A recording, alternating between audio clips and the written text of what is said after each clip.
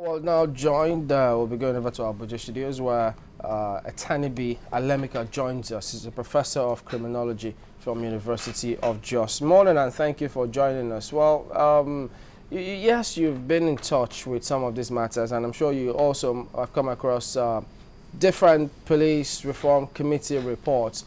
What stands out for you if you were to choose a number of policies that should be implemented to begin the reorientation of Nigerian police? What will some of those top priority be? Thank you. I've actually been a member of one of those police reform in 2006. But the point, the starting point for us should be we cannot reform the police independent of the polity, because the direction for policing that derive from the polity, and the quality of governance determines the quality of policing and police that you have in society. Having said that, I think most of now we have about 4 of them. We had the 2006 committee led by Damadami.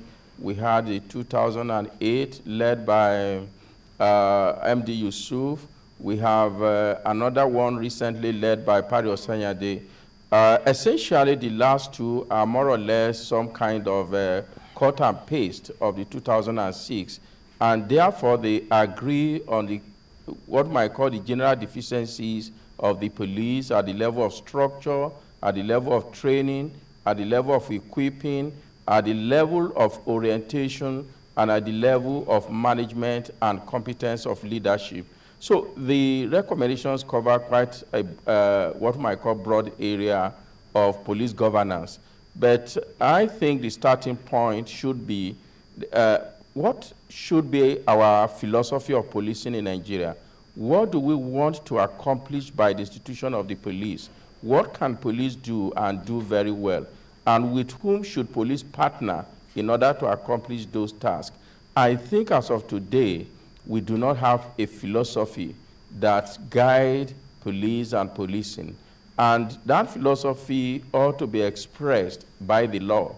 Unfortunately, the law that guides police actions today were made in the early 1940s for all the British colonies in Africa, and were not even specific to the Nigerian context. So we're using a police model that was derived and used to subjugate colonial peoples. So I think we need to start by defining the philosophy that should guide the police, which is to look at the law and ensure that the law itself reflects democratic governance. Yeah, but you say you've been in some of those committees. Weren't these kind of issues discussed? Now, what was done about it, if it was? Yes, they were discussed. They are in the documents, but apparently, I think the government, the successive government generally have not decided what to do with those recommendations. And that, of course, is manifested by the multiple reform panels that we've had in the last 6 years. I told you there was one in 2006, another one in 2008, another one in 2012. And they're not implemented. So I think the bottom line is that even what we know now are wrong with the police and recommendations are available are not being implemented. Well, one of the things that comes out is the bickering. I remember that when the 2012 report was released, one of the things that came out of it was the battle over the scrapping of the PSC or the Ministry of Police Affairs. Tell us what you think about that particular debate.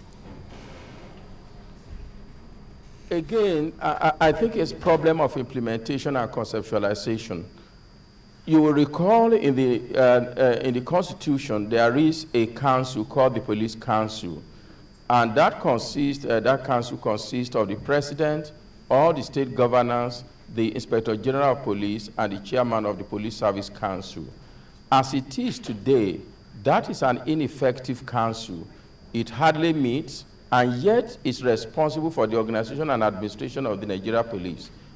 The ministry, in my own view, what is currently the Minister of Police Affairs should have been the secretariat to the police council and guide police in administrative and organizational issues. But that has been an ineffective council.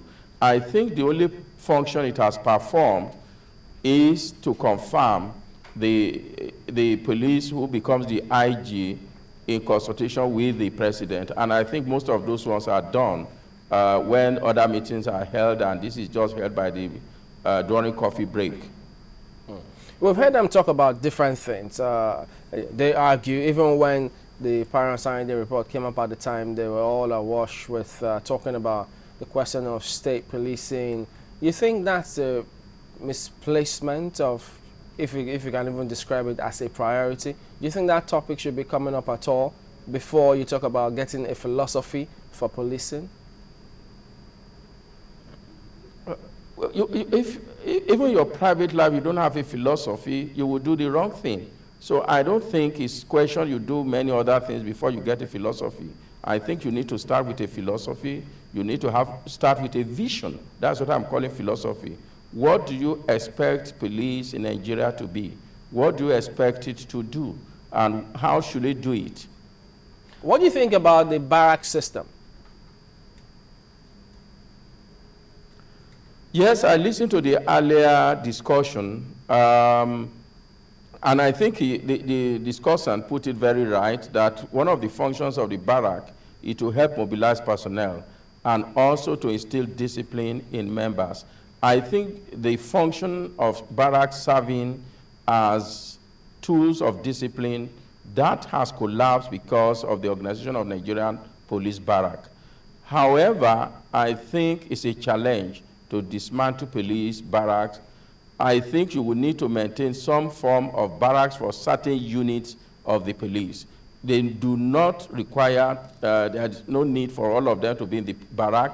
And in any case, less than 30% of police force as of today live in the barrack. I think that is the information that the discussant did not factor in. Even when we have barracks, less than 30% of them are actually provided with barrack accommodation.